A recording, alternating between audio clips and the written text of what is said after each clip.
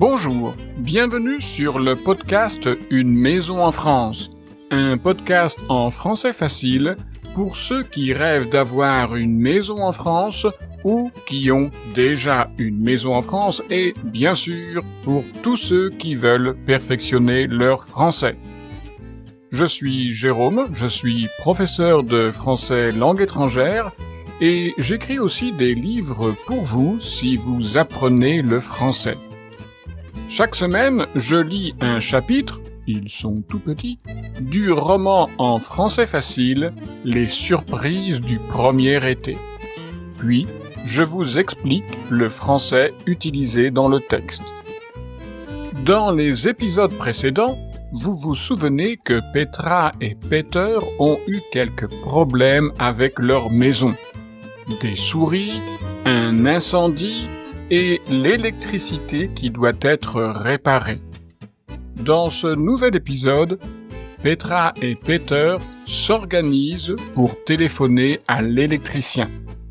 Car téléphoner dans une langue étrangère, c'est quand même quelque chose. Dans la partie explication, je vais vous parler du téléphone et de l'adjectif numéral ordinal. Le téléphone, vous comprenez évidemment, mais l'adjectif numéral ordinal peut-être pas. Alors, restez bien jusqu'à la fin de cet épisode et vous comprendrez tout. Mais sans plus attendre, poursuivons l'histoire. Peter n'est pas content avec ce partage du travail. Il n'aime pas téléphoner. Même dans sa langue maternelle, il a horreur du téléphone. Il propose quelque chose à Petra. Il aide pour nettoyer la salle de bain et elle l'aide pour téléphoner. Petra est d'accord. Peter va chez les voisins pour demander un annuaire téléphonique. Car dans leur maison de campagne, la connexion Internet est très difficile. Françoise prête volontiers l'annuaire téléphonique du département. Peter et Petra font une liste de 5 électriciens qui ne sont pas trop loin de chez eux. Avec le téléphone portable, Peter compose le premier numéro. Ça sonne, mais personne ne répond. Petra compose le deuxième numéro. C'est un répondeur automatique. C'est le week-end. Rappelez lundi, s'il vous plaît. Peter compose le troisième numéro. C'est encore un répondeur automatique. L'électricien est en vacances. Petra compose le quatrième numéro. Une dame répond. Gros stress pour Petra et Peter. Il faut parler français. Petra dit « Bonjour madame, nous cherchons un électricien, car nous avons un problème avec l'électricité de notre maison et... Mon mari n'est pas là. Rappelez lundi. Au revoir. »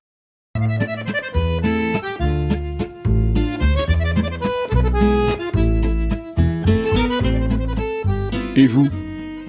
Est-ce que ça vous pose problème de téléphoner à des personnes que vous ne connaissez pas? Est-ce que vous détestez téléphoner?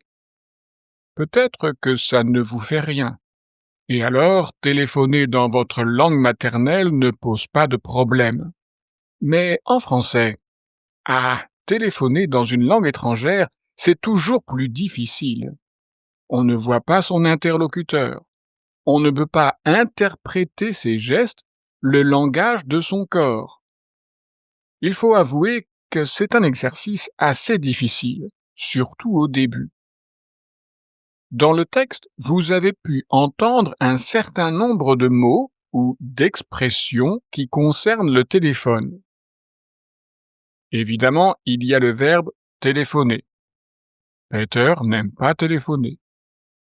Il existe aussi un autre verbe que vous pouvez utiliser à la place de téléphoner. C'est tout simplement le verbe appeler. Vous pouvez dire par exemple je dois appeler un électricien. Voici une autre situation. Deux amis se croisent dans la rue, ils se disent bonjour, et s'ils n'ont pas beaucoup de temps pour discuter sur le trottoir, ils peuvent se dire au revoir et on s'appelle, hein? Ce qui veut dire on se téléphone. Et si vous devez retéléphoner, c'est-à-dire téléphoner de nouveau, une nouvelle fois, alors vous pouvez utiliser le verbe rappeler. C'est dans le texte ce que l'épouse du dernier électricien contacté dit. Mon mari n'est pas là, rappelez lundi matin. Il existe aussi une expression familière avec le sens de téléphoner. On dit couramment passer un coup de fil. Par exemple, je dois absolument passer un coup de fil à la mairie pour prendre rendez-vous avec Madame la maire. Dans le texte que je viens de vous lire, il y a aussi l'expression un annuaire téléphonique. Peter va chez les voisins pour demander un annuaire téléphonique. Françoise prête volontiers l'annuaire téléphonique du département. Un annuaire téléphonique, c'est une sorte de gros livre papier qui rassemble les numéros de téléphone d'un département. Les annuaires téléphoniques étaient largement diffusés jusqu'en 2020, mais maintenant, ils ont presque complètement disparu. Et il faut faire une recherche sur Internet si vous voulez trouver un numéro de téléphone. Il y avait les pages blanches, avec les numéros des particuliers, vous et moi, et il y avait les pages jaunes avec les numéros des professionnels, pour trouver par exemple le numéro de téléphone d'une boulangerie, d'un notaire ou d'un plombier. Il y a aussi dans le texte l'expression composer un numéro de téléphone. Avec le téléphone portable, Peter compose le premier numéro. Une fois que vous avez un numéro de téléphone, vous pouvez composer le numéro, c'est-à-dire taper sur les touches de votre téléphone les chiffres qui constituent le numéro de téléphone.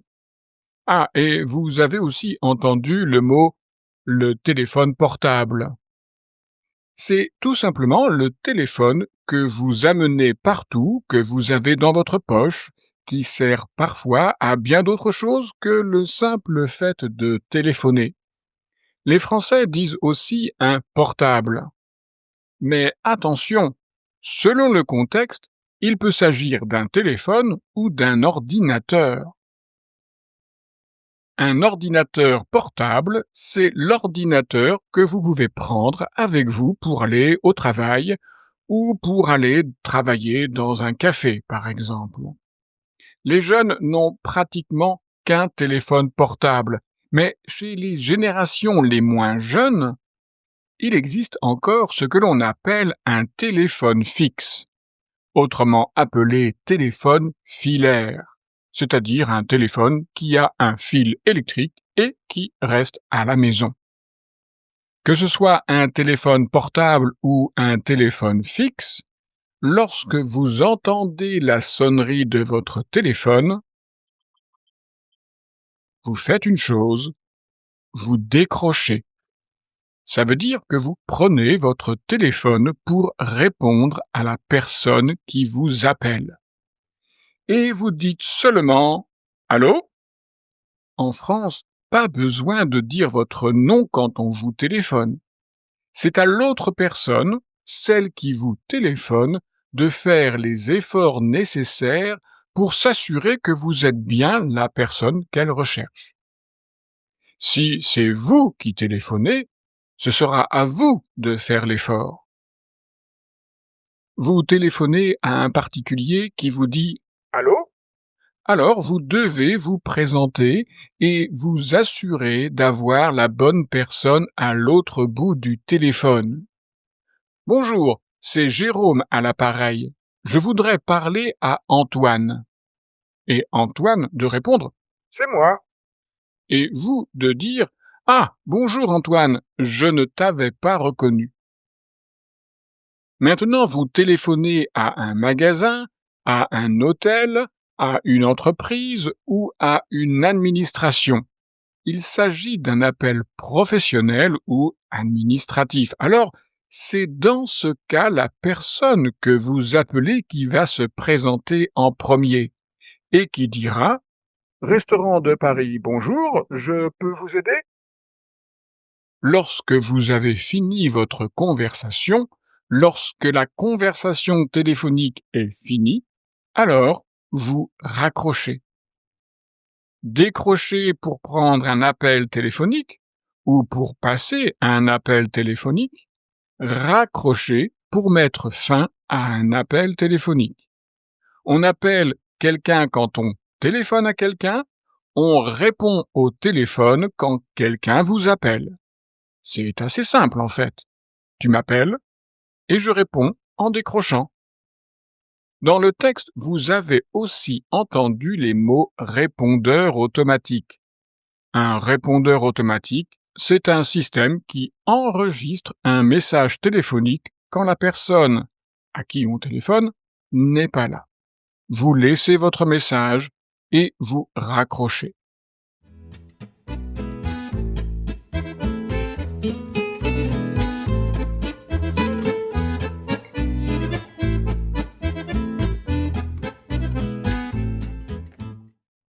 Voilà pour le 38e épisode de ce podcast. Dans le « Hey, pas si vite, je n'ai pas fini mes explications ».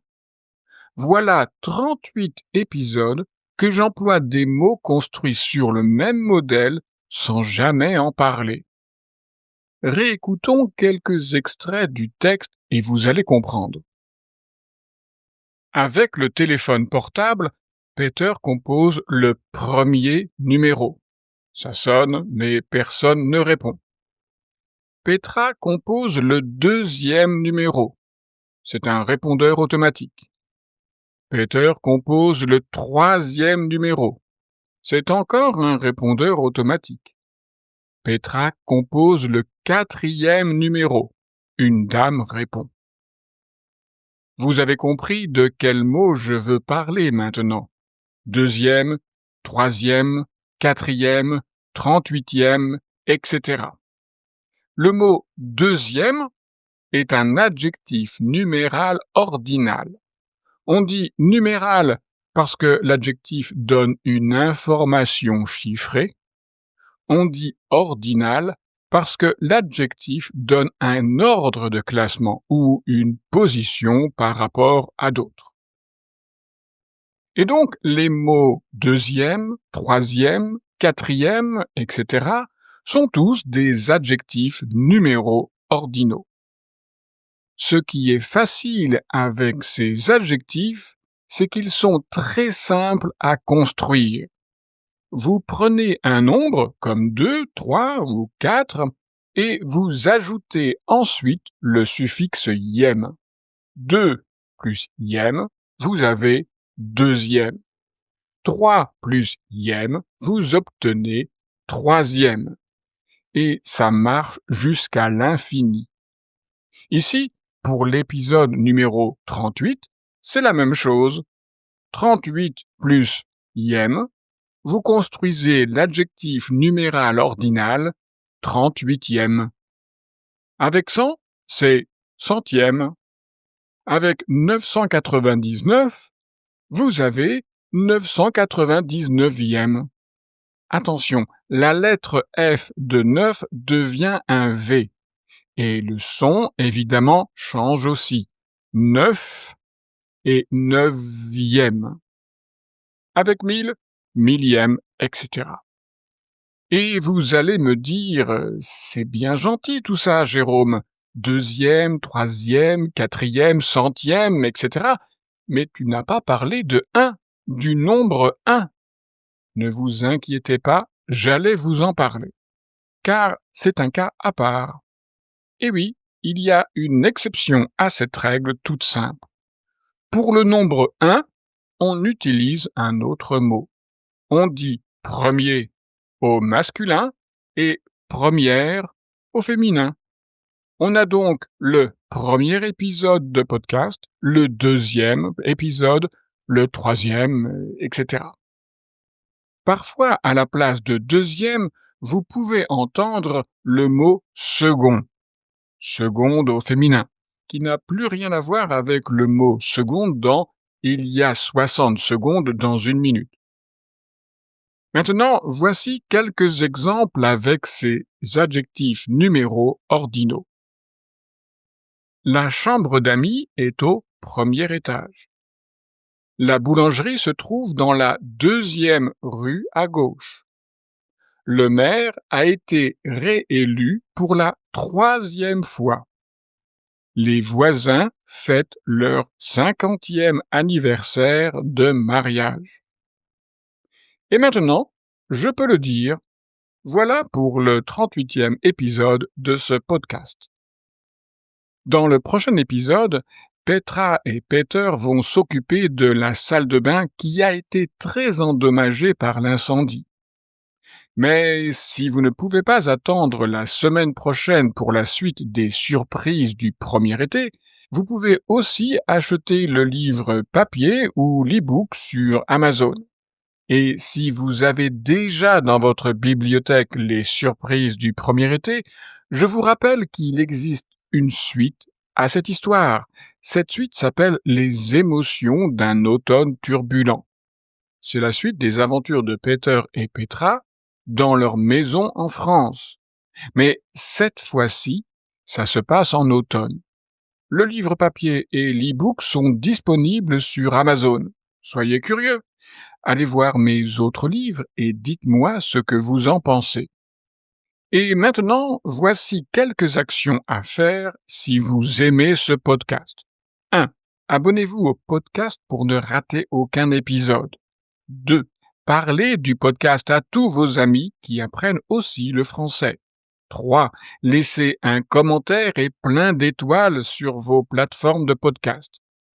4. Allez sur Instagram ou Facebook et repartagez les publications du podcast. 5.